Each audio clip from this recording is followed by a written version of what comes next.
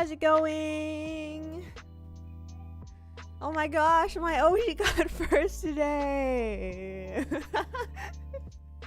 Hi guys. Did you know that Ada Lira's cover of Telepathy is on streaming services today? And you can stream it now? Hold on. Twitter. Ada Lira. It is on Spotify, on Apple Music, and on YouTube. And you can listen to it now. You can listen to it now. Go listen to my Oshi's cover. I actually did the cover art for that. Fun facts, that's Nahi art. Go listen to Ada Lira's cover of Telepathy and look at the cover art and think, Nahi Kikomori drew this. But yeah. Hi guys, hi Unlisted. You were too slow. My Oshi got you today. Hi Grey Fox, welcome in. It came on with my alarm today. It was crazy. But yeah, go listen to her cover. It's very swag. Very swag. Papa boy. Da. Yeah. But yeah, today we are just chatting. We are just gonna chill and chat, and I don't know how long I'm gonna stream today because I'm really hungry for no other reason. I didn't have time to eat before stream today because I woke up like literally like 15 minutes ago. Like I just woke up, guys. I should put my eye bags on to properly. Oop, that's not my eye bags. That's my jacket. Nope, that's my dog ears. There we go. There we go. Now you can very properly see that I'm tired. Yeah, but today we're going to talk about Nahi's Winter Holidays, my game. So if you have not yet played my game and you don't want spoilers for it, close your ears. Close your ears, because I'm gonna be talking about a lot of like really like little things that you might get spoiled by. You should play it. Maybe I will. Maybe I'll pull it up like if I want to explain something in particular, but I wasn't gonna like stream it until like I gave everybody some time to play it. Yeah, I think I might stream it next week, maybe next week. Oh, you mean everyone? Yeah, guys, go play it. Go play my game. Yeah, let me think. Is there anything you guys want to know about my game before I just start like yapping about whatever I want to yap about? You guys have any particular questions? Just yesterday I watched Lara play through, I think it was Koi's route and her own route, and that was a lot of fun. I think like seeing everybody's reaction to playing their own route is like really funny. I feel like Koi's playthrough was something like something happens in the game, like Nahi or both of them like reminisce about something that happened in the past. And by the way, like basically every anecdote in Koi's route of Nahi's Winter Holiday is just real. Like those things just happened. I said it was a work of fiction, and it is very much a work of fiction. But the parts of Nahi's Winter Holiday where Koi and I talk about like something that happened in the past, like when we were kids, that stuff just happened. That was just real. So it was really funny. It was really funny to watch her play it and go, actually guys, this happened, and then talk a little bit more about like what happened. Every one of them stopped the game to say something, and they were immediately called out on the next screen. It was great. I saw that happen so many times, and it honestly made me so proud. I was like, man, I know my friends. Hi Hazel, come in. Yeah, like I think like towards the end of her playthrough, Ada was like, whoa, it's like something like, oh, it's really crazy that like the Ada in game acts so much like real Ada, and like to be seen is to be loved, or to be known is to be loved, something like that. But you know, I actually I get a lot of happiness from like having been able to successfully predict what they would be thinking or doing at that time. You know, like those moments where they were like the next screen said the exact same thing that they just said, or something like that. It made me really happy. It was like, I know you. How long did it take to make the game? And was there stuff that didn't make it into the game? Very good questions. So I think I could talk about why I started making the game in the first place too, and that's kind of related. So I mean, obviously I made the game because I wanted to give you guys something fun. But like the impetus, the reason that I started making the game and like I ended up having this idea and stuff is because I was really into Rune Factory 3 in like September of last year. I was super into Rune Factory 3 because I go through these phases where like I just play a game for like a really, really long time, and like I just sort of become obsessed with it and I don't do anything else. But yeah, I was playing Rune Factory 3 obsessively, and the thing it's like a farming game, right? If you're not familiar with Rune Factory, it's kind of like a farming game, but there's like some combat in there and stuff too. Yeah, I love Rune Factory. You're replaying RF4 right now. Oh, it's so good. 4 is so good. I don't know if I like 3 or 4 more. They're both really, really cute and charming. But yeah, I played RF3, and the thing about me playing like farming games is I usually see like getting married as like the end goal in those games. like I marry my NPC character, and then I just sort of stop playing because I just like, you know, it's like, oh, I finished that. Like, what's even the point anymore? And so I was like joking about this with my friends.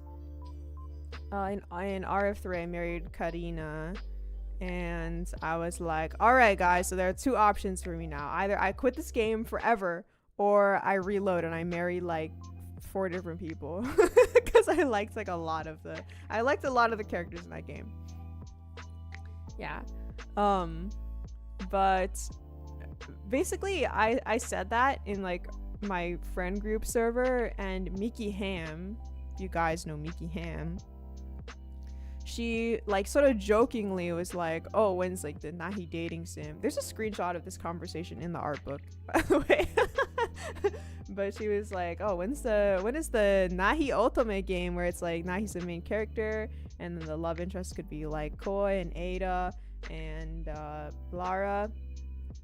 And I was like, wait, that would low-key be really fun. So then that same day I asked Koi and Ada and Lara, I was like, would you guys be down to like actually be dating sim characters for me, and all of them were like, yeah. So I didn't think about anything else for the next like 2 or 3 months. I just thought about this game and like and like that was it. So I think like end of October is when I really like decided to make the game, and then I started doing the writing and the arts for the game in like mid-November. And then towards the end of November, I started programming it. And then I sort of like finished like the bulk of the game in like December, in like early mid-December. And then I just like you know, holidays happened, I had a bug test, and then blah blah blah blah blah, and then now the game is out. The game's been out. Yeah. And about the stuff that didn't make it into the game, there are a few things that didn't make it into the game, but I also don't want to say exactly what they are in case I like decide to go back and add them later, which is something I have been considering doing, adding just like a little bit more content here and there. So I'll keep that a secret for now. But yes, there was a little bit of stuff that didn't make it in. It's not a very like significant amount of things, and I have been, you know, tweaking things here and there ever since the game came out to make things easier for people. I think I will push another update at some point, and it will be like a quality of life update with like more save slots and stuff. But like the past like few days, and since the game has come out, I've been just really focused on like fixing any bugs that come up. Extra outing DLC, no DLC, it'll just come with the base game. Yeah, that was hella fast. And what program do you use? So for the engine that I use to control all of like the timelines and like the characters like scripts and stuff, that is a library called Dialogic, or Dialogic 2. And that is a library that works with the game engine Godot, which I used for everything else, which is like the UI, handling the game in general. Yeah, and then that was all coded with GDScript, obviously. Yeah, so I think that in total the tools that I used were Dialogic 2, Godot engine, and Clip Studio Paint for the art. Yeah, those are the three main things that I used. Yeah, it was a lot of fun.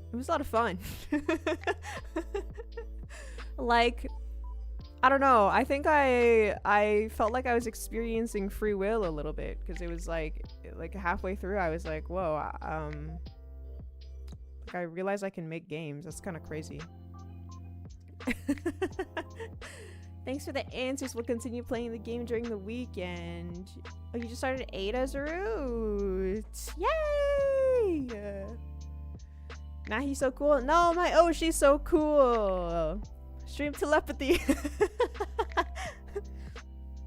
But yeah, oh, and if you didn't know, there's also an art book. Oh wait, you know, I forgot to mention, I did all the UI design and stuff in Figma, all of the like graphics and stuff for the itch page as well, all done in Figma.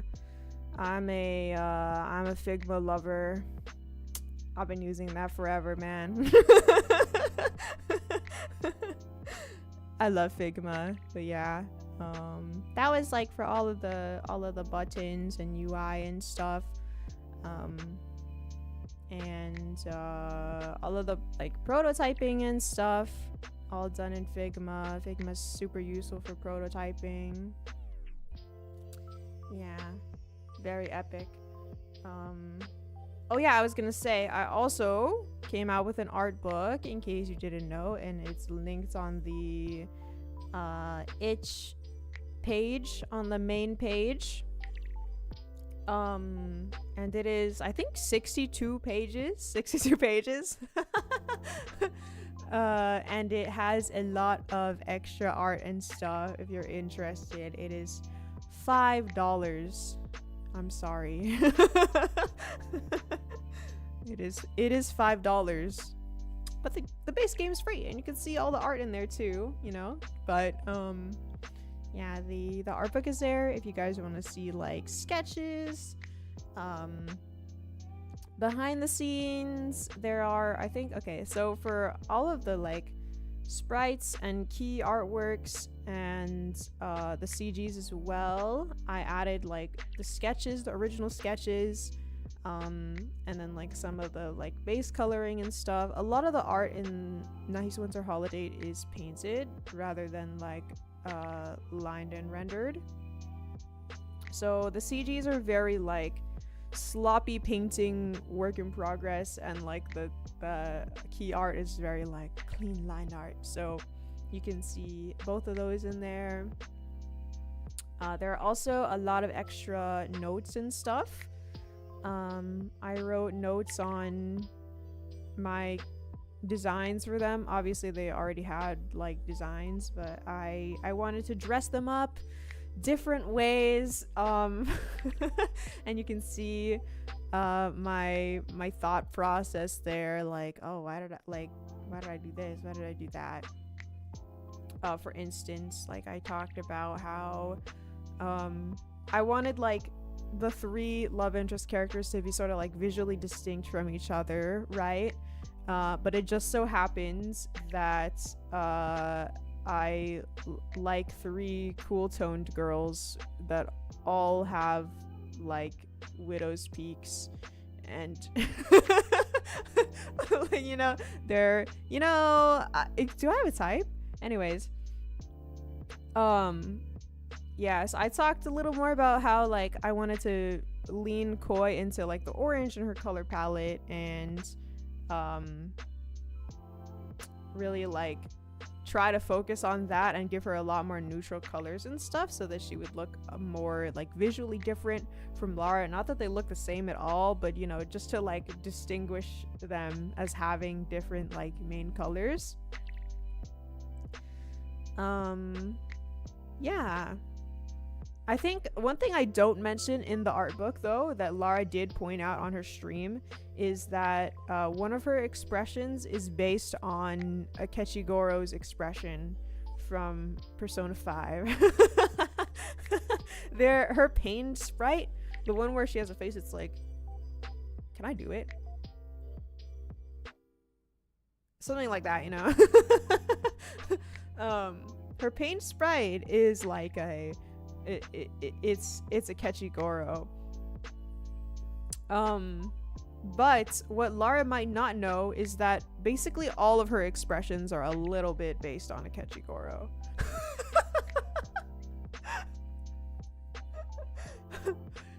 Yeah. That is something that I did not mention in the art book, but I'm just saying that now because it's, you know, it's funny. Yeah, let me have a sip of water. Sip of water. What?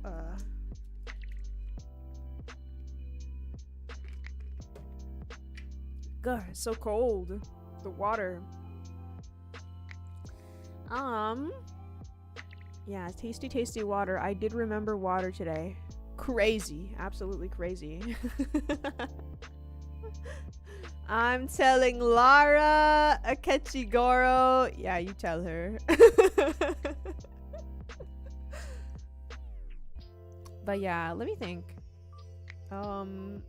It might be easier if I were to actually just open the game and like go through it, because like I can remember more specific decisions that I made.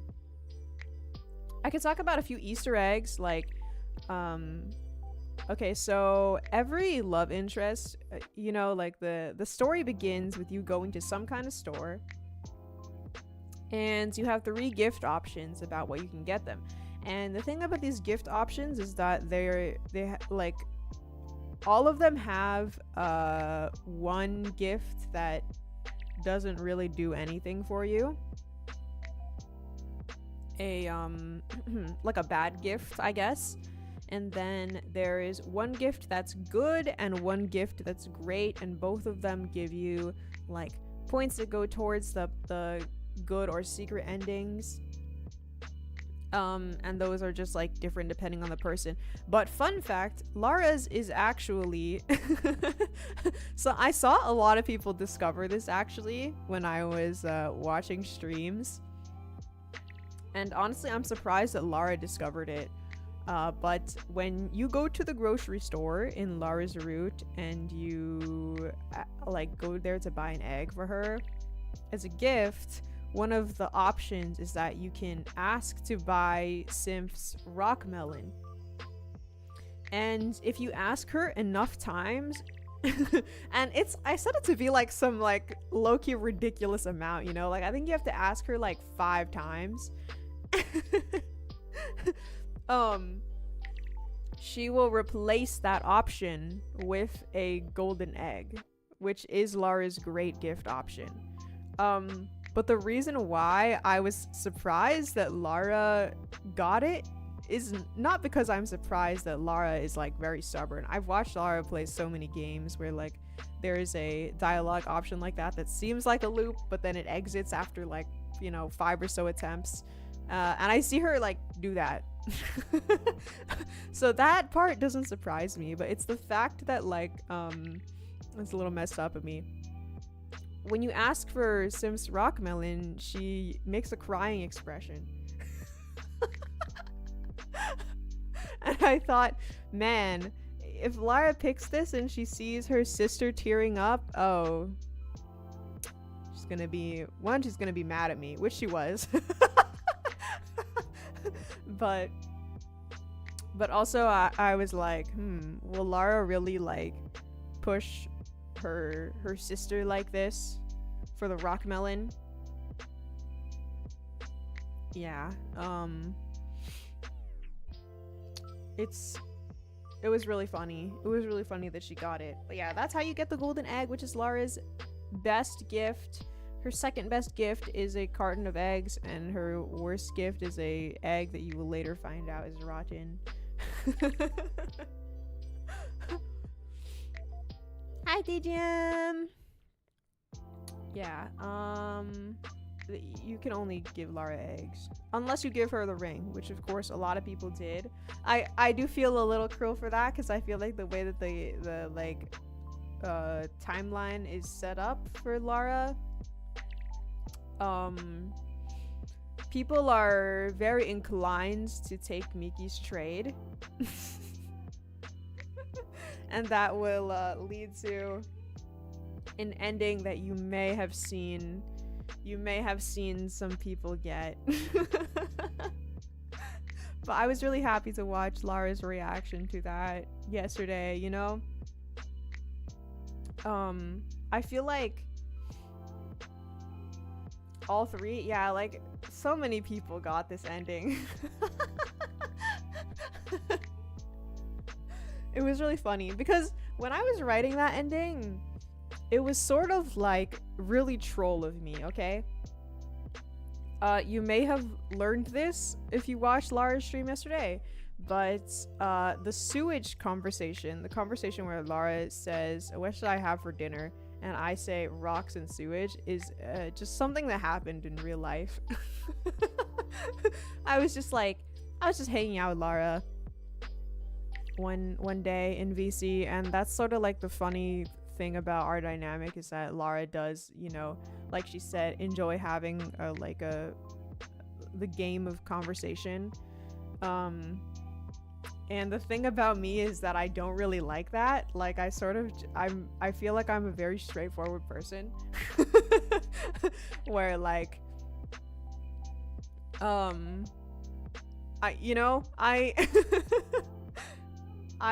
want to get to the point, and that's just the sort of person that I am.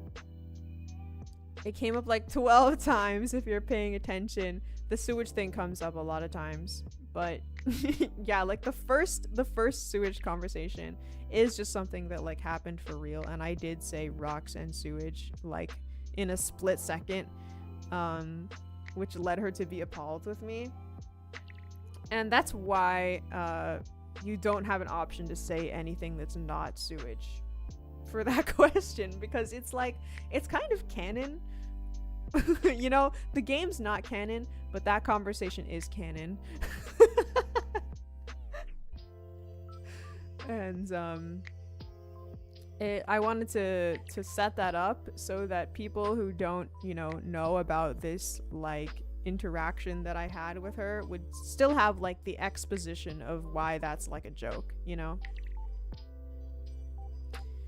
Yeah. And so when I first started making the game, like literally one of my first thoughts was like, how can I shoehorn the rocks and sewage into this? Because one of the first things that I was deciding was like, what is everyone's bad ending going to be? Hi, Miyako, welcome in. Yeah, I wanted to choose everyone's bad ending, and for Lara, I thought that something involving the sewage would be really funny. But then I ended up making that her secret ending and giving her like a more normal bad ending, which is just that like she turns you in. But yeah, I think like my relationship with like Koi and Ada is already, you know, somewhat established, right? That we're friends and that we like each other. So it's like it's less of a traditional dating sim in which it's like, oh, I have to win this person's heart, you know? Because I feel like it's more of a story where it's like we already have each other's heart, but like what's gonna happen to our date, what's gonna happen this evening, you know?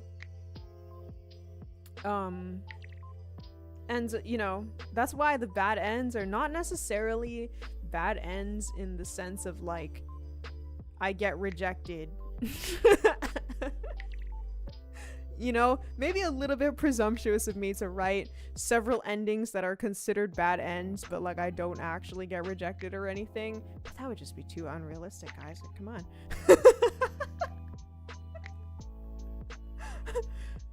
Which is why in Koi's bad ending, I get really sick and she has to take care of me. Because, you know, that's something that could happen. That's, you know, I'd be getting sick. And for Ada, it's us ending up at Ceylon Bistro, the cilantro restaurant, because a like a huge bit between us. I mean, it's not really a bit, it's just sort of our real preferences, is that we both like really hate cilantro. Like, I know Ada is very vocal about how much she hates cilantro, but I also hate cilantro, guys. I don't like cilantro. You know, there's like the graph of like, I feel like I talk about this like so often, not gonna lie, like what's why is this my normal like conversation thing? But hold on, let's see. Window capture. Give me a paint window to explain this. There we go. Beautiful. All right. Here, let me shrink this a little bit. Here, I'll make the canvas smaller. Then we can make this thing smaller. Oh, beautiful. Okay, guys. So, like, the thing about cilantro, right, is that, like, there's two axes when it comes to liking cilantro. There's here, I'll make this green because green equals cilantro. Is that, you know, there's like how much you actually like cilantro, like you like cilantro, and then there's how much you dislike cilantro.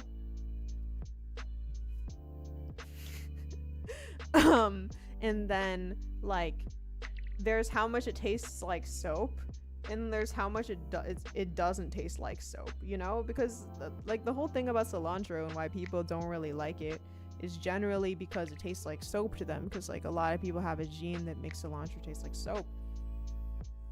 And there are absolutely like freaks who belong in this quadrant where it's like they like the soap taste, which is just sort of like, okay, that's wild.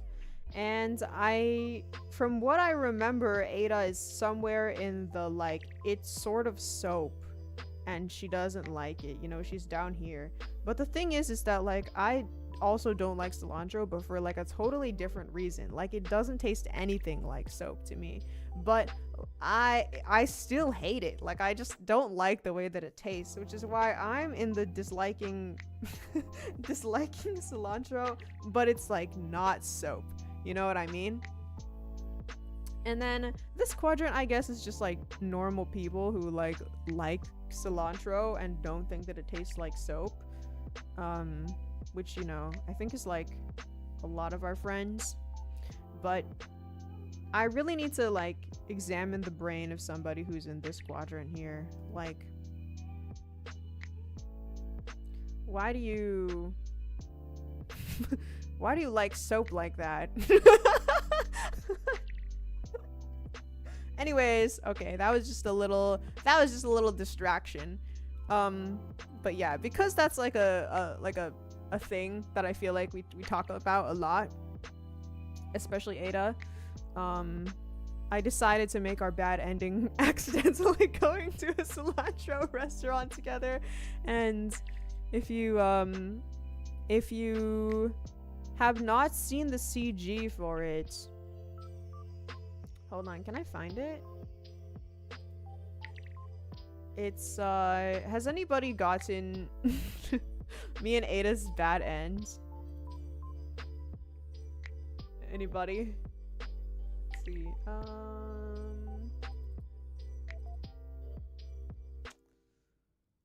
Nahi's Winter Holiday. Where did I put that? Oh well, whatever. Basically, they go to a restaurant and the food is like covered in a mountain of green. It just looks like grass and there's no food underneath it. Or it looks like there's no food underneath it. Dragon fruit flavored things can taste like soap for me, but you like cilantro. Oh, interesting. I love dragon fruit, actually. Dragon fruit is so good. But I feel like the dragon fruit that you get at the store is like kind of bad. My grandmama grows dragon fruit. And it's really banger. I recommend growing dragon fruit, I guess. So good compared to store dragon fruit. But yeah, let's see. What other secret things are there in this game? I think the main two like secret things that you need to like be stubborn in order to find in Nahi's Winter Holiday are the golden egg thing, like I mentioned, and also if you refuse the flyer when 13 offers you a flyer in Ada's route, if you refuse it enough times, he will break the fourth wall and then quit the game. Which, you know, was just sort of like funny. I felt like that's just the sort of thing that he would do if he was a game character, you know? And I'm glad that he enjoyed that. I think like seeing everyone's reactions to themselves was really, really funny. Like I remember 13 thinking that, okay, at the end of Ada's secret end, there is a part where 13 shows up again to do a magic trick, and the magic trick is just running off of stage, and everyone else that I watched play that was like, what the or like, this guy's like silly, I'm like, what's his deal? And then when 13 played it, he was just like, that's something I would do, that's real.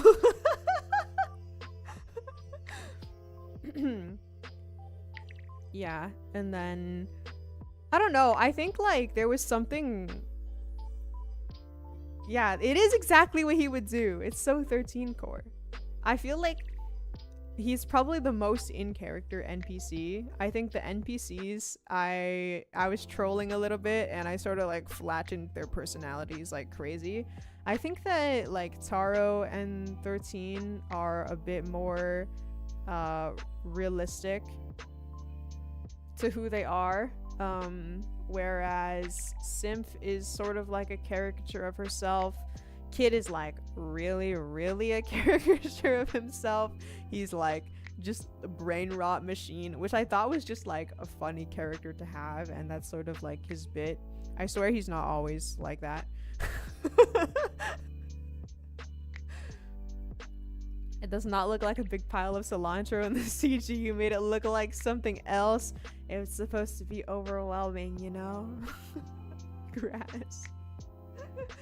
But yeah, and then Miki is just sort of like a different character with like the same, like with her energy, her genkiness, but I've given her just such like a crazy backstory that it's like a little bit hard for her to be in character, I feel. But yeah, I really messed with their personalities for that, but I think it turned out funny. I really liked seeing everyone's reactions to Kid. I really wish that Kid was like streaming so that I could see Kid's reaction to Kid, but seeing everyone else's reaction to him was enough for me. especially Koi. Like, a thing about Koi is like she hates 6'7". Like, I think okay, I think I'm 6'7" neutral, which is a crazy sentence, I know, but you know what I mean? It's just like, it's not like particularly funny, but it's also like I feel like I can like make it like so cringe that it is funny sometimes. And I put 2 6'7" jokes in there because it's like Kid used to say 6'7" like so much that I was like, okay, I have to make this guy say 6'7" a few times. She refused to say it. Yeah, she totally hates it. And then there's a part where Kid rings you up for your gift for Ada, right? And the price is $6.70, and Koi didn't even like notice the 6'7" joke first. She was just like, oh, that's kind of a good deal. And then she passes one line of dialogue and she goes, wait a second. That was so funny.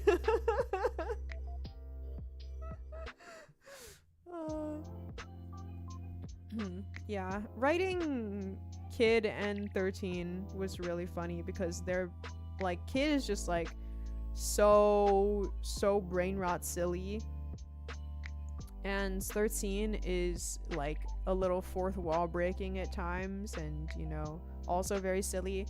I think like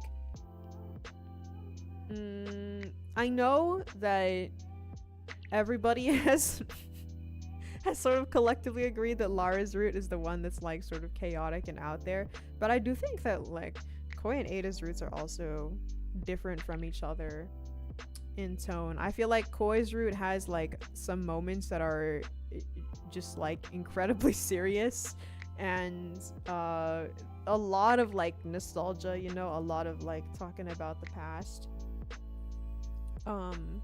Whereas Ada's is very like talking about the future and very like silly in that there's a lot of like fourth wall breaking dialogue, whether it's 13 or it's just like narration. Very like lighthearted, you know. And then Lara's is just like putting them in a situation. I think it was like writing Lara's route was really interesting because for Koi and Ada's routes, like I mostly wrote them from beginning to end, like people generally write a story. But for Lara's route, because I was like, I want to make a really funny ending that involves the sewage. And also, I was talking to Lara about Nahi's Winter Holiday like a bit while it was in production, and like everyone has said, I basically had like complete creative control over the game. Like they didn't have any say in what their characters do or say or what the storyline was. That was just all decided by me. I was sort of like just give me your fate. Let me decide it for you. In sewage and in hell. When I wrote that line, I was like, this is so cringe, but like it'll be so funny. But yeah, I was sort of talking to Lara about her route beforehand, and at one point, like, I think she made a joke that was like, or I guess she was asking about like how romantic the content would be or something like that, and I was like, oh yeah, I mean, it is like a romance game, but it is written with like the tone that we're all friends. We're all friends in real life, and like obviously none of us are really dating. Disclaimer. That's, guys, it's not real, but you know, you could ship me. It's I support that. But I was saying, like, yeah, it's sort of written with the tone that we're all friends, and Lara was like, haha, oh yeah, right, that makes sense, because like it would be really weird if the story was like we get married and here's the rest of our life together. And that would be a little crazy, like if it just went on and on about the life that we're living together. And then I was like, what if I make it super awkward for her by making a marriage ending? And having it like really go on. Like I locked in and wrote those vows, guys. Those marriage vows. I was watching Lara read them on stream yesterday, and she was like, oh my god, this is so elaborate. It just keeps going. But for me, that was just like part of the bit, part of the prank, you know, because I knew that Lara would read that. Lara's route is like very much like for Lara, you know. Like I think a lot of people get the sewage ending, and they're like, oh, this is a bad ending. I messed up. But Lara was like, oh my gosh, this is peak. You're so goated, Nahi Kikomori.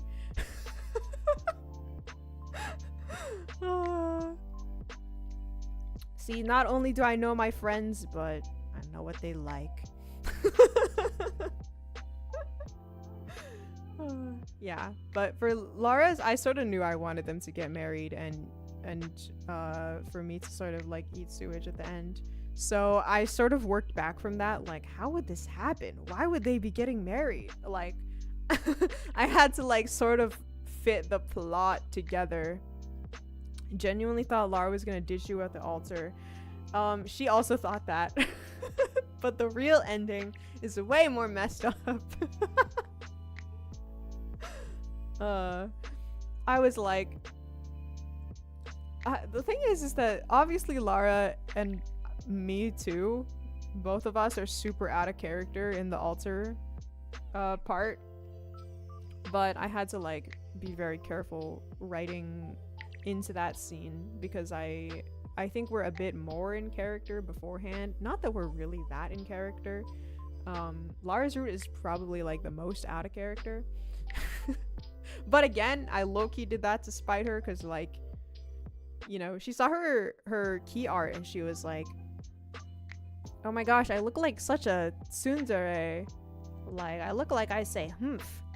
And after that, I specifically, like, wrote her and drew her to be more tsundere. Tsundere. Yeah. A lot of like the decisions behind Lara's route are like, I'm low-key trolling her. But yeah, I had a lot of fun writing that ending because it was just like, it was just really, really crazy. And I know some people prefer the like heartfelt things that were going on in Ada and Koi's roots, but you know, I know that kindergarten will understand why Lara just has to be super crazy. Yeah, it was a lot of fun. It was a lot of fun. And then Lara's snowman ending was just sort of like, it had to work out that way. It sort of had to work out that way. Yeah. And then of course all of like the good endings are the same. They're all like CGs of us hanging out at the tree lighting festival. I genuinely got so upset. I was watching 13 play that game and get Lars' bad ending, and he was like, "You rat! You ratted us out!" Yeah, really funny.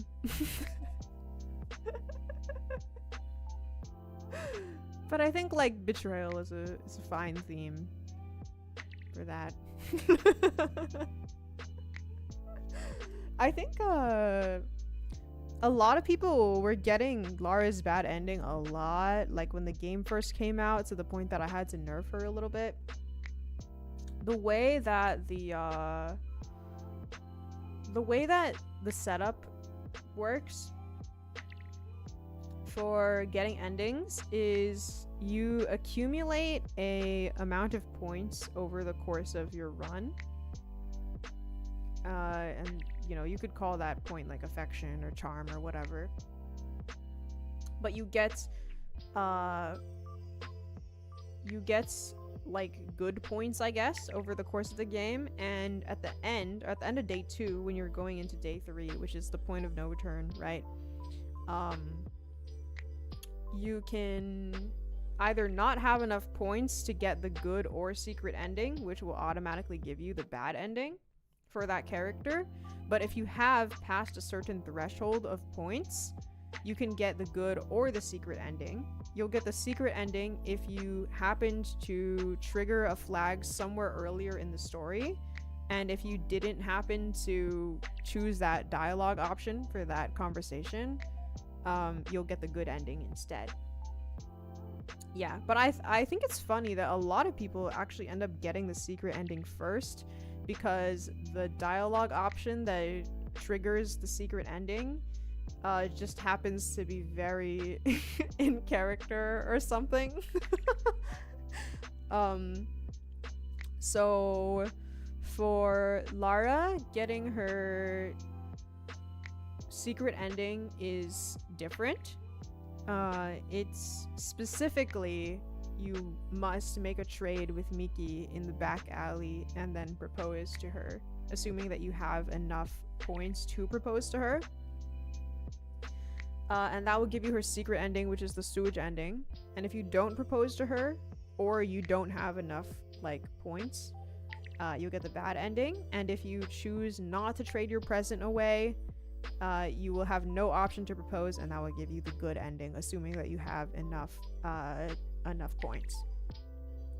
And during Lara's bad ending, depending on whether you traded your gift away for the ring or not, she has a different, or Lara, or not Lara, Nahi, I have a different dialogue.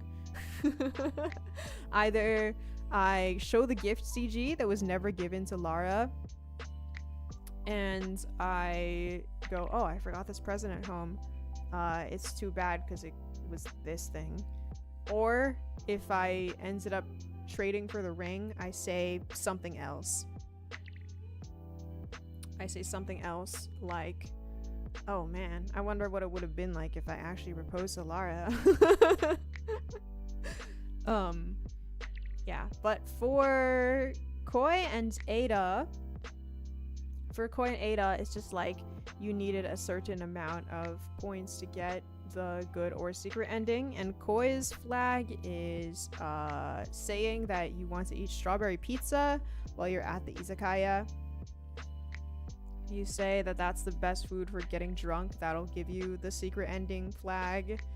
And also calling a taxi to go home at the end during the prank call section will automatically get you the bad end. Ada's is choosing to check out the concert stage when you're talking about what you're going to do at the festival. That gives you the secret ending. And getting Ada's bad end is probably, it actually might be the hardest ending to get. I'm not gonna lie, getting Ada's bad end, it might be the hardest, because not only is there no like insta fail out of Ada's route, because like the other two routes have an insta fail, right? Like Lara's is if you choose the ring but then you don't propose to her, and Koi's is if you choose to call a taxi home.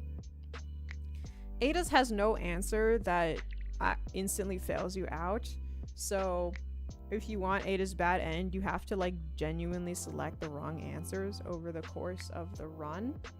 And the other thing is that Ada's route actually has the most opportunities to get like good points. Basically, like, it's really hard to mess up. It's really hard to mess up the date with Ada Lyra. Where will the game be available to play? It's available right now. Wait, can someone do an exclamation point game? Thank you. Yeah. It is out here. Also, hi Hebe. How are you? Man, I love One Magic Trick, my favorite performer. For real. I think it's really funny seeing everyone's like reactions to 13 showing up again. There's so many choices in Ada's route. I was like, damn, why I gotta make so many choices?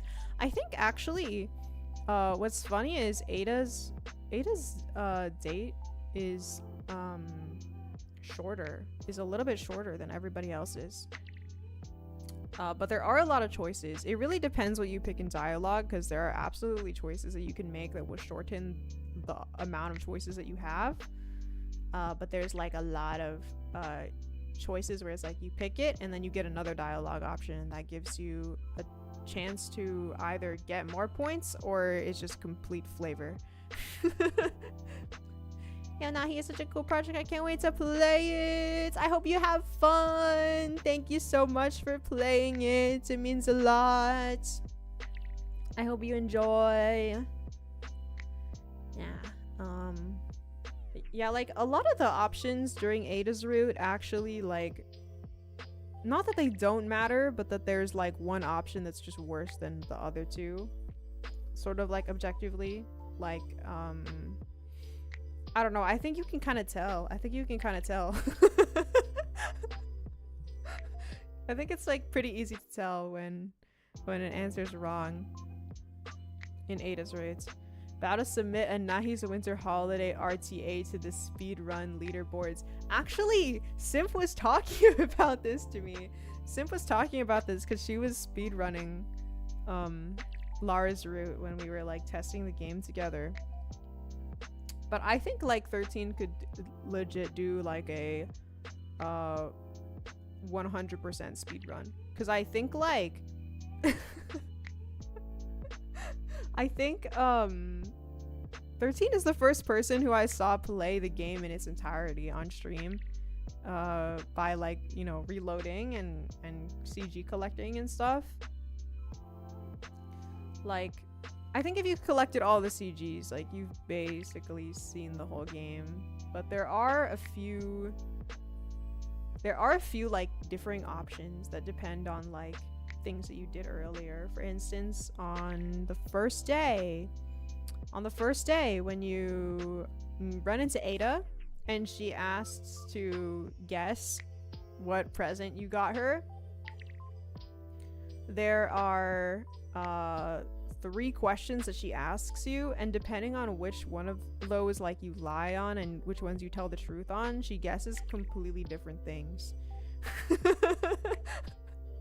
Where there are others not using the save slots. Okay, I watched Koi play this game and she plays it like a psychopath. Like, it's crazy. She went through, I think she went through all of Ada's route without saving a single time. Like, she just played it. She pressed new game and she played it in its entirety and didn't save at all. And I was like, what? Huh? And then I think the first time she saved was like halfway through Lara's route. like a good halfway through. And then I can't remember if she saved normally for her own.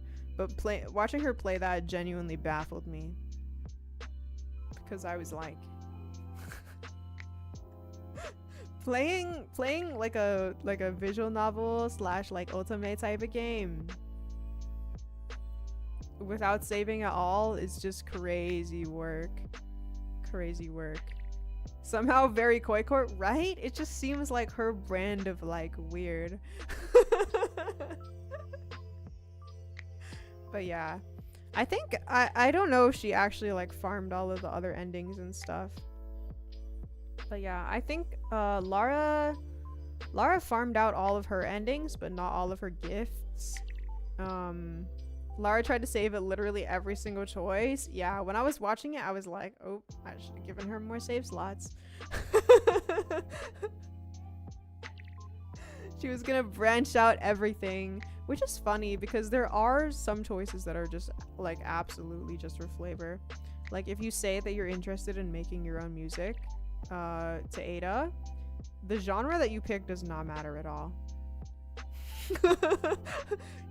I think it's just sort of like a fun little like get to know me sort of thing, because I feel like it's a bit of a unique game in that like the main character is me, obviously, and not a like blank projection slate sort of character. So that gave me a lot of room to be able to throw in like trivia about myself, and I do feel like people low-key learned a little bit more about me because of some of the dialogue options, especially in Ada's route, because depending on what you pick, you can find out certain things. Like if you listen to classical music, Nahi will say, oh yeah, I played the viola for a really long time, and that's true.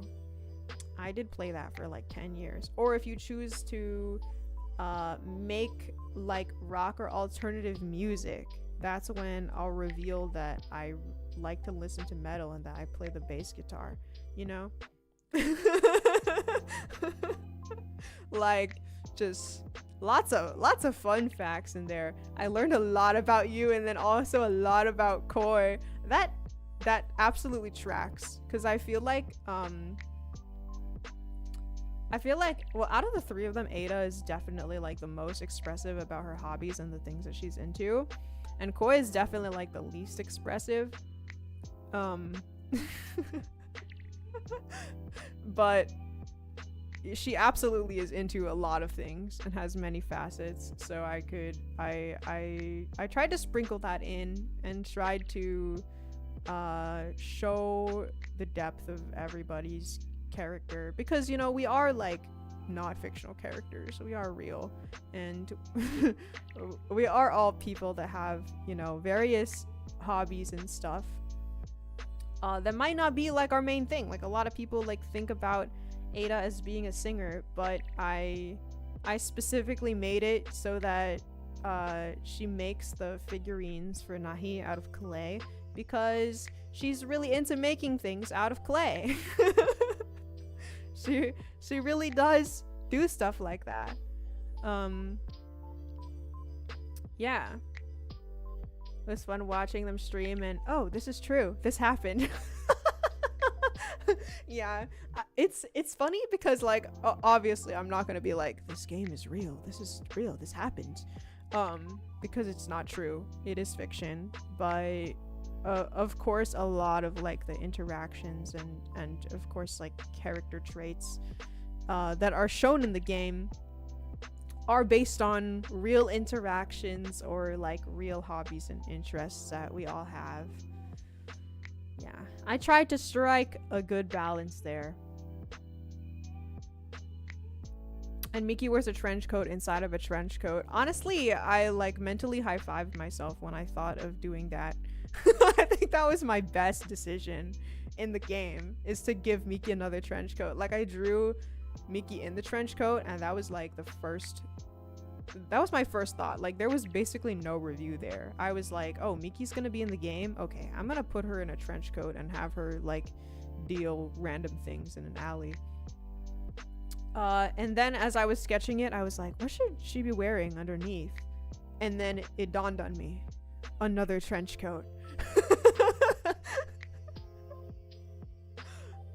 Yeah. I think it's maybe my favorite character design. Also, if you don't, there is a bit of an Easter egg in Miki's sprite. The inside of Miki's outer trench coat has like various things inside, her various wares and stuff. And it is 2 sticks of butter, a Kechigoro orb, and a labubu or a lapupu of Kid. And I did want like Kid and Miki to match each other, like to have a little labubu of each other, because I just thought that would be really funny. So Kid has a labubu of Miki inside of his jacket pocket, and Miki has a labubu of Kid inside of her trench coat. Even though they don't interact at all during the story, I wanted something to tie them together a little bit, because they are the twins. Yeah, the Kid labubu is so cute. Yeah, I labubified them. But yeah, the Goro orb is sort of like a inside joke, because both Miki and Lara really like Akechi Goro, and there's this like plush, this Goro plush that's like a round ball, and it's apparently like extremely expensive and like hard to obtain. So I was like, oh, what's a precious item that I can put in Miki's trench coat? And then that came to mind, and then of course there was the Kid labubu. And then the sticks of butter is a reference to a like unfortunate tweet that Miki made that she just happens to make like around the time I was finalizing her sprite. Let me see if I can find it, because I low-key don't want to read it. Miki ham. Butter.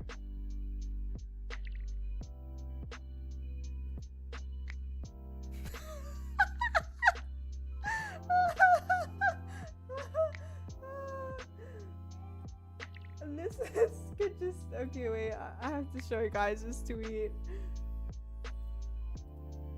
Miki ham. Okay, add an image. This is the tweet. This is the tweet. I saw this on Twitter, and then I put sticks of butter in her trench coat.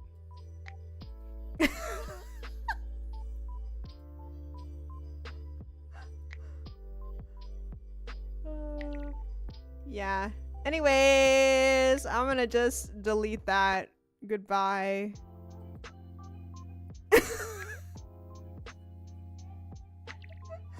And that is the reference, which is also something that I didn't mention in the art book. You're getting the exclusive content that I'm saying out loud, because I couldn't write that in there. Hi, welcome in on YouTube. But yeah, that was a bit crazy.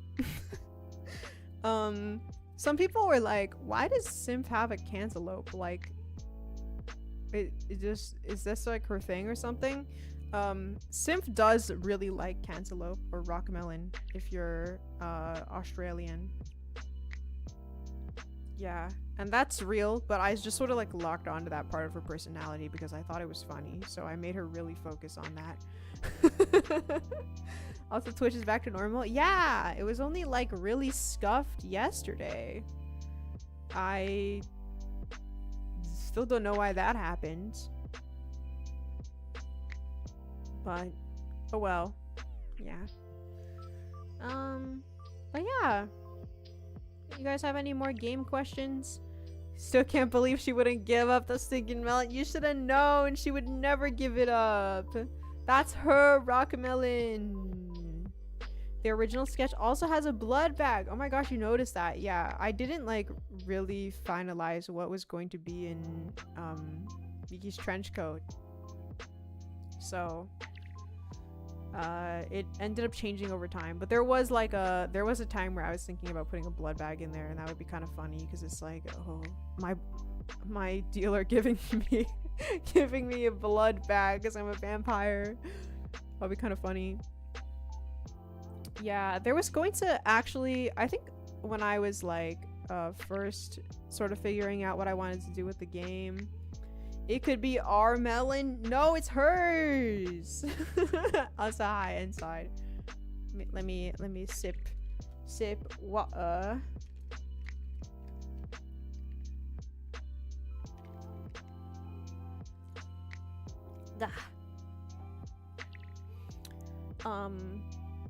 When I was sort of like figuring out what I wanted to do with the game, yeah, I do actually have water. It's crazy. It's crazy. Who am I? I actually was going to have Miki's entire interaction be a bit of like an Easter egg. Like it was going to be a sort of situation where like you would only meet her if you did certain things, and you would have the opportunity to trade your gift for like something else weird that would like change things later down the line. But I ended up having Miki be a interaction that happens no matter what, because everybody else's interaction was like a this will happen no matter what sort of thing. And I wanted to set up a bit of a trap where it's like if you agree to trade, oh, it's all going downhill. And then I didn't want to like completely give away how messed up Lara's secret ending is, because I still wanted a little bit of that like shock value when Nahi opens her eyes in the ending scene. But I sort of wanted things to feel a little bit off. One, when Nahi proposes, the CG has a completely dark background compared to every other CG, which has like a very light and colorful background and generally like some hearts or like symbols of some kind. But that one is just like in the void. And I wanted that to sort of be like the first hint that something is a little bit off. And if you had played another ending before that, you would have like seen a different gift CG and been able to compare them. And that's sort of like the first like little this is weird. And then during Lara's like actual secret ending, I wanted things to slowly feel a little bit off, like Lara asking you to close your eyes in like a very strange way, where Lara says, oh, I'm just like, you know, it's just so embarrassing, which is just sort of like just not true. And then of course like just the sort of sense of like, is she running away from us at the altar while our eyes are closed? Like, what is this sort of situation? I wanted it to feel weird and off, but like you would still have the knowledge that it's like, oh, we're getting married. This must be good. This this must be good. And then sort of like, I don't know, have that doubt. Have that doubt and that sense of things being not quite right. And then when, you know, the reveal happens and then you see Lara feeding me sewage, then it's like, oh. You killed it in the suit though. Thank you. I wanted Lara and I to both be wearing suits and veils, and I was very like intentional with the composition in that CG. I wonder if I can find it, because like I really want to be able to show it to you while I talk about it. Let's see.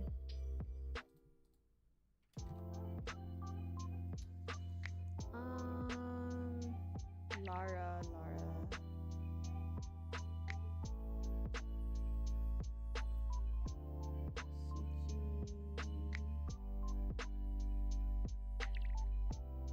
Man, where did I put it?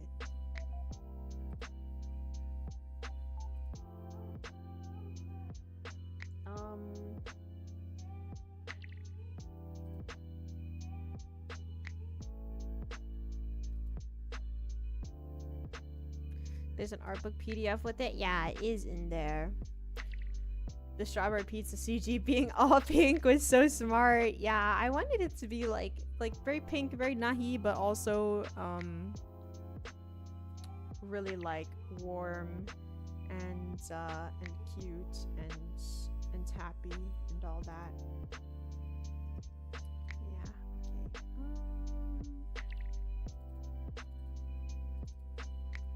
Let's see, Lara. Oh my gosh, I have so much Lara art on my computer.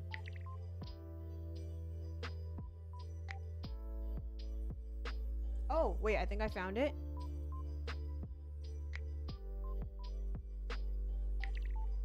Oh, I just opened it in Clip Studio Paint. Oops. I guess that's fine. I'll just export it one more time.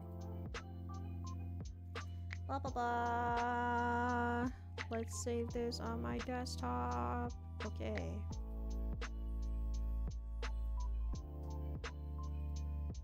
Okay, let's open this.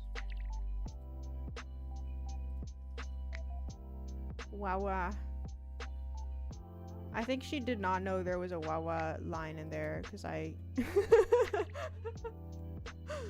that was just sort of like an extra little thing because I wanted to record 2 voice lines for everyone and have one of them be a nickname and one of them be like a their actual name. Yeah. Wawa. So Lara's is Wawa, Ada's is my Oshi, and Koi's is Fishy.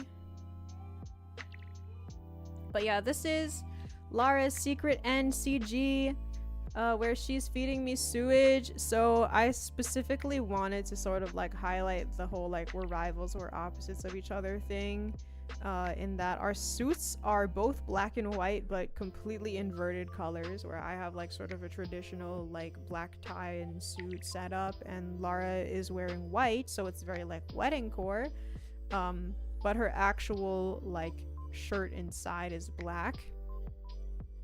I also specifically made it so that the light was coming from the right side of the composition, so that the light is cast on Lara and her veil is behind her head, so she's sort of like in the light, whereas Nahi is a bit like funeral core. I have the veil over my head and that is giving like funeral vibes, and then there's like the black lily, which is of course just like, oh yes, that's Yuri. But yeah.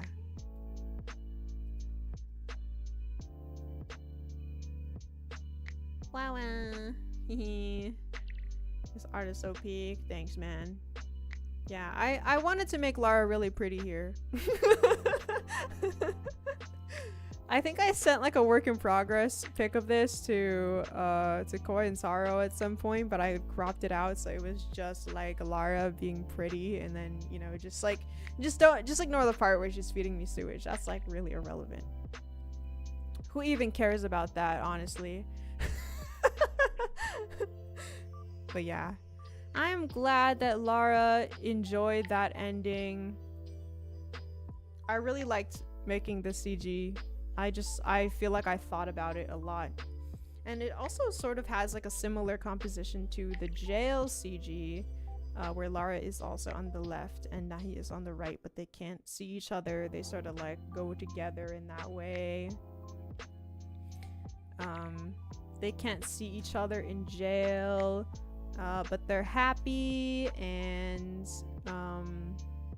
they're in like a depressing situation, but you know, it's like gonna be okay. And then there's this CG where they're like, this is freedom, they're like outside, and it's like a similar setup, but you know, it's also very grim and messed up.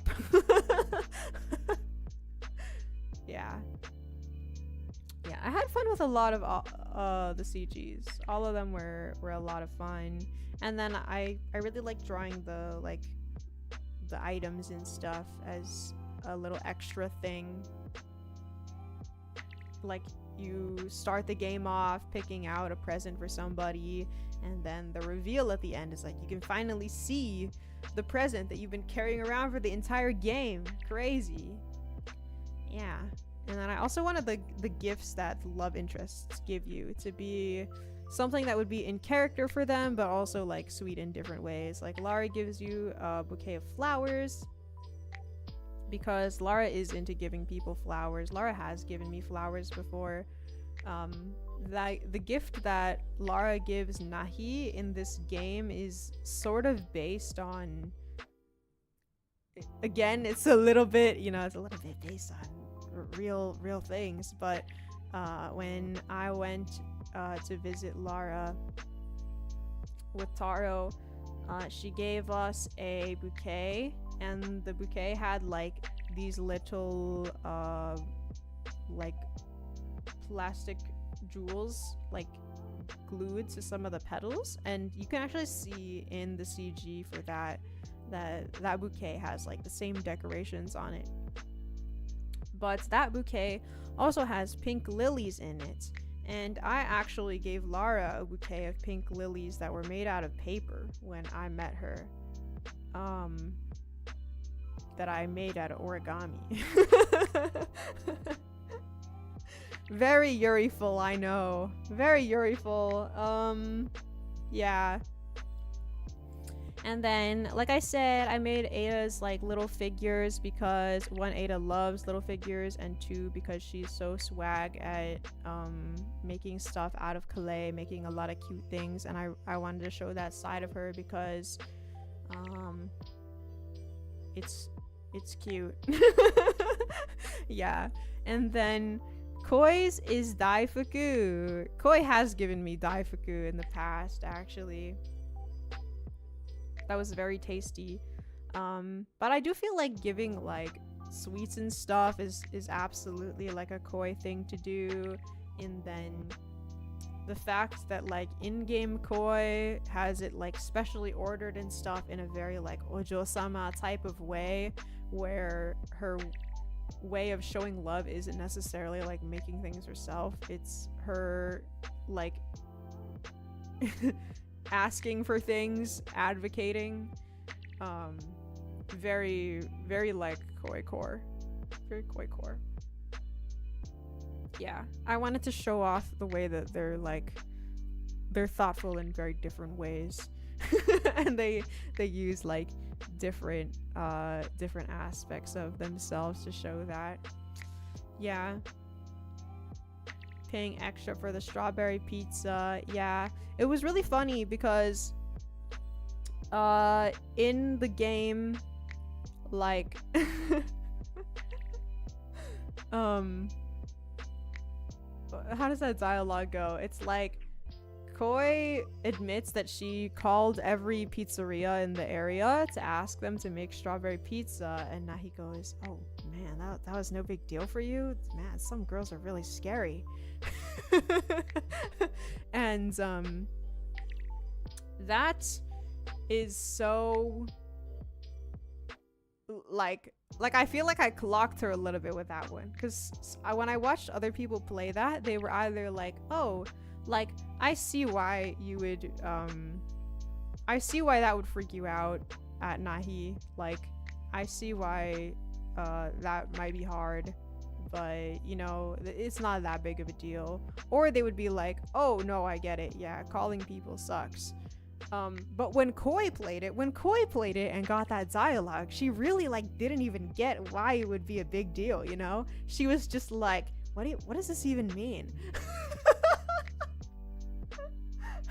And I was like, man, that's so Koi. That's so Koi. Yeah.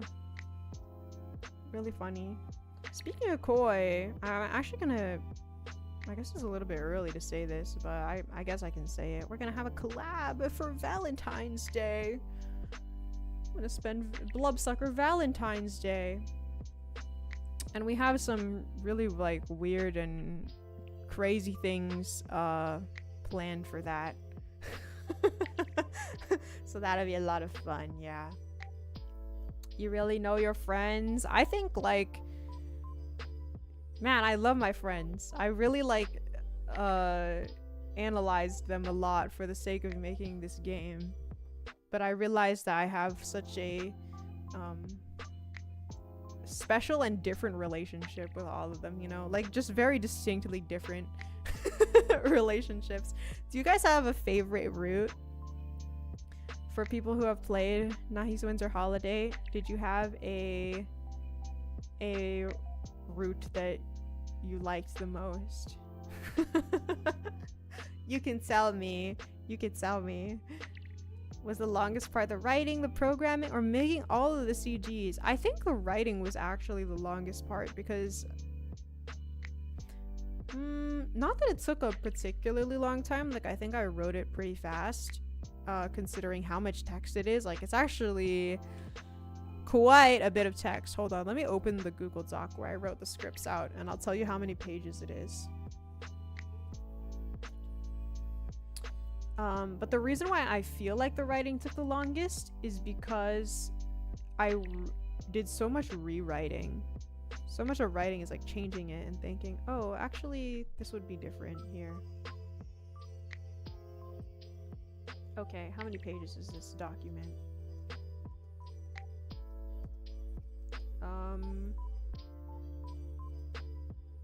It is 223 pages. Yeah, there's a lot of dialogue in this game, okay? Yeah, it's quite long. So there was a lot of rewriting. That did take a while. The programming, I feel like, didn't take too long. I think in order of how long they took, I think the longest was the writing, and then next was the art, and then next was the programming. Programming was probably the shortest because I used that library, and because the UI programming was like not really a huge deal. Yeah, there were some bugs, but it was pretty straightforward for the most part. The art also didn't take me that long, but it was mostly because I like locked in really hard on accident, and I just sort of like worked non-stop for like 2 weeks to draw everything for the game. Yeah. When do we get to date Nahi? Not in this game. I think it would be fun to make a dating sim with myself as like a romanceable character one day, though. That would be funny. I learned that if I need someone to bust me out of jail, Nahi knows how to pick locks. Oh, that's true. Yeah, the lock picking is actually like, that's another hobby of mine. Lock picking. You had all the routes planned out first. It was a little bit like, it was a little bit of like switching back and forth between them. Like, I wrote basically the entirety of Koi's route first. Or yeah, and then during the time I was writing Koi's route, I finished all of the art for the entire game, and I sort of like knew what I wanted to do with Ada and Lara's routes. Like, I had made an outline, but I hadn't actually fleshed out all of the like scripts exactly. And then I was programming Koi's route while writing Ada and Lara's routes. I think I started with Ada's, and I wrote like probably 80% of Ada's route, and then I wrote all of Lara's route, and then I went back at the end and I finished writing Ada's route. Yeah, and then I did a lot of programming. Yeah, and then the art book was just something that I was making sort of on the side as I went. I obviously had to make all the UI designs and the prototyping and all of that before I was programming, and that I sort of made towards the beginning while I was still in the writing phase. And then towards the end, when I was like getting ready to post the game on itch, I started making like, you know, the promotional material, the graphics and stuff like that. Yeah, and the art book I was making slowly on the side, like just sort of slowly piecing it together as I finished the art for the game, and then as I was writing the game and finalizing all the art and stuff, I wrote up all of the notes and things like that about my design choices, and then at like the very end, basically right before I published the art book to itch, I wrote up all of like the FAQ and stuff that is in the art book. Yeah. The FAQ has a little bit more information about like how I made the game, like what exact like versions and stuff of everything I used, and the exact like origin story and all of that. Yeah. Did Koi make you the world's most sour drink? Okay, that really hasn't happened yet, but I really hope that she does, because she is like, you know, genuinely a bit interested in mixology, but she can't drink. So I need to go over there. I need to go over there and drink and drink her beverages. That would be a lot of fun. That'd be a lot of fun. Nothing like having a friend who's a little bit into bartending, you know. I've gotten to try so many yummy drinks that way. And also so many horrible drinks, but you know, it's worth it for the yummy ones. If she does, I want the recipe. Word. I will write it down for you. 99% citric acid.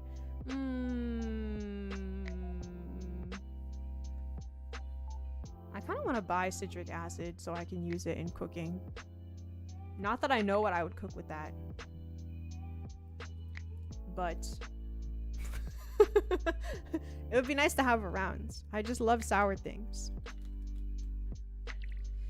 Okay, I think that was a good enough yap. I am going to head out now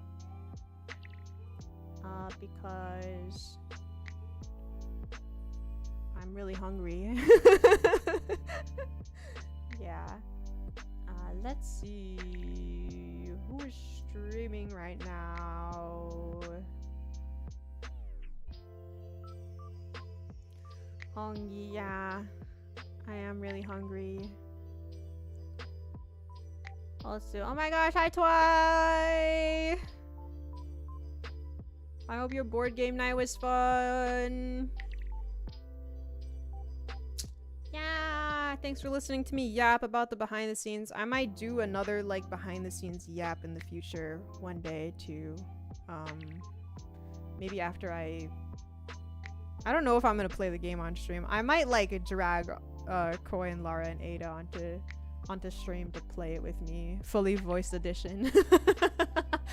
But also I'm like, oh, that's a little embarrassing. I didn't realize how embarrassing it is to have your friends play your game, you know, because like you put so much effort into like the programming and the art and the writing, so you sort of think of the writing as like a third of your overall effort, but then when you watch people play the game, it's all the writing, and it's like, oh god, oh this is so cringe.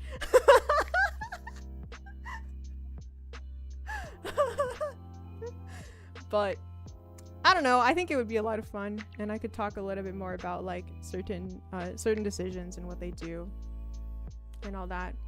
Could fully voice be a thing now that you have all the voice lines? And I mean, probably not, because I would want them to like record everything in like a good environment and stuff if I was going to add it to the game itself, and I don't want to do that to them because I know that recording is, you know, not a big deal for like me or Ada, because we be singing stuff, but it could be a bit of a hassle for others. So I don't want to place that burden on them, but I do think it's epic to be able to hear them say their own lines on their streams and stuff. Speaking of my Oshi, let's go raid her right now.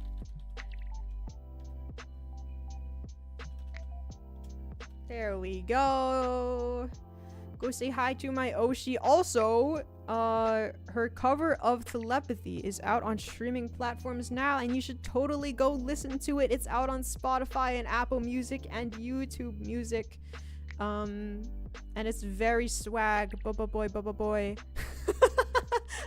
There's actually a Telepathy reference in Nice Winter Holiday as well.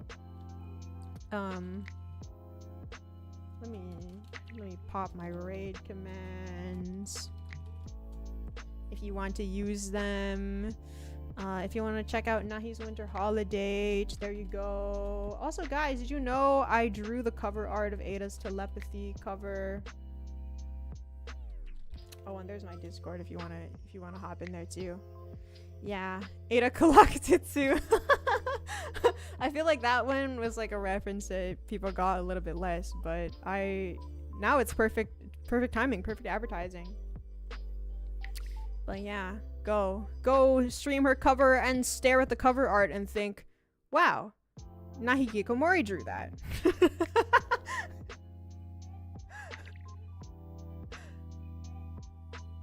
Yeah. Thanks for stream. Thanks for hanging out. Oh wait, okay. Bye guys.